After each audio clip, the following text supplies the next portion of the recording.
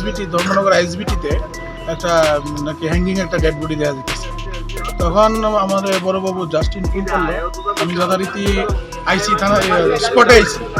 স্পটে হওয়ার পরে দেখলাম যে হ্যাঁ ঘটনা তো সত্য, যথারীতিটা হ্যাঙ্গিং হয়েছে ঠিক আছে। তার পরিবারের লোকজন এখানে আইসে, আর এটা নন পার্সন চিন করেছিল, হয়তো বা তাদের ফ্যামিলিগত কোনো টেনশন আসলো, ওই কারণে ঘটনাটা হইতে পারে। তবে আমাদের তদন্ত চলছে। নাম স্যার? নামটা হচ্ছে ওর তার নামটা হয়েছে শিবুনাথ 46, আর তার বাবার নামটা হয়েছে সান অফ হরিপদনাথ। বাড়িতে?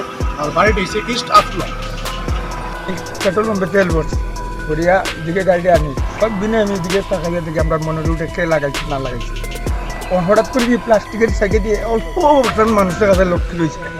আমি দৌড়াইয়া গাড়িটা টান দিয়ে লইয়া গেছি, যে এইখানে আমরা সব ড্রাইভারে ডাকছি, বাইরে দেখে যাও গাড়ির ভিতরে একজন মানুষ মারা গেছে।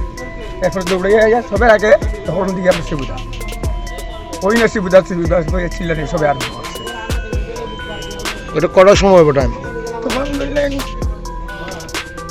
তখন 8:57 এরকম হইব, এখানে আমার লাইন 8:54 থেকে 9:10।